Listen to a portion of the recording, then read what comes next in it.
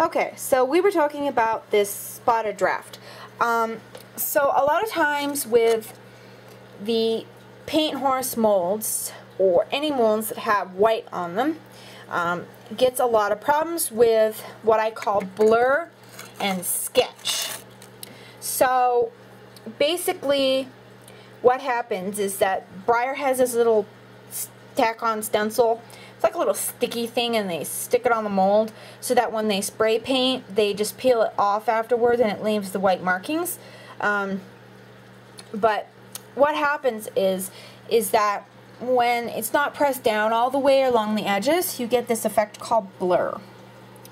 And you can see it right there, where the paint is kind of smudged off there a little bit. That is blur. Okay? Now with sketch is where you don't get a nice clean outline.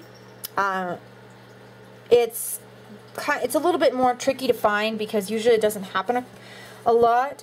And I don't see any on this mold, but it's usually where it's not very clean along the line.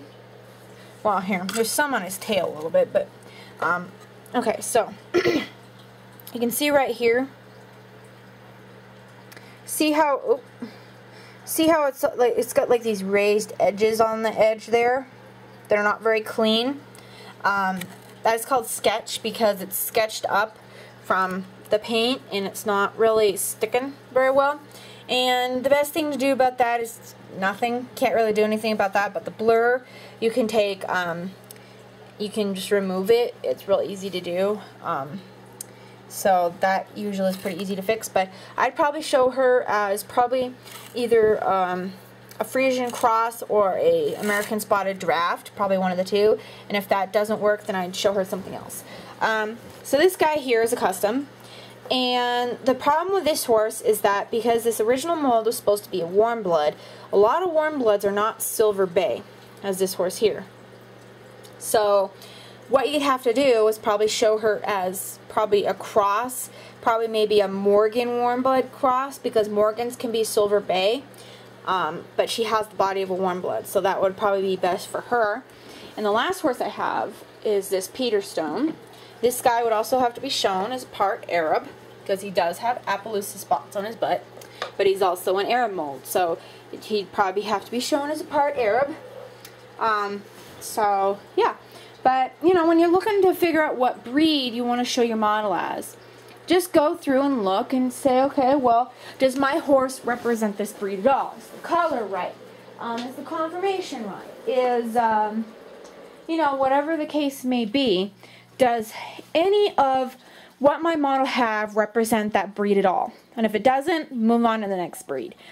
And it's always good to have a model write down all the horses' names, print out a copy of each of the breed sheets and go through your model and put it up beside your model, your page, and look at it and say, okay, well, does this horse match? No? Okay, put that page aside.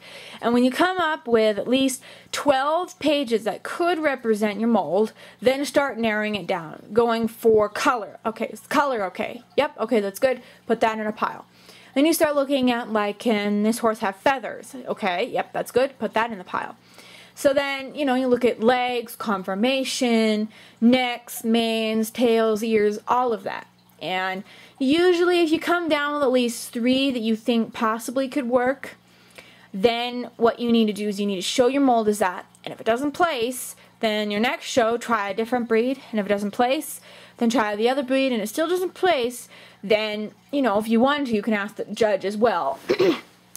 But each judge has their own style of doing things, and they may not necessarily always be correct. Judging breeds is very hard. It's not an easy thing to do, especially with color genetics. If you get into a class like I have about color genetics and breeding, it gets very complex with all these colors, because any color, you know, you may breed for like a paint horse and you may end up with, you know, no paint, and you may end up with just a chestnut filly. You never know. So genetics can get very complex, especially around models and so forth. So, because, you know, a lot of the times the colors may not be 100% accurate, but they're pretty dang close. So, yeah.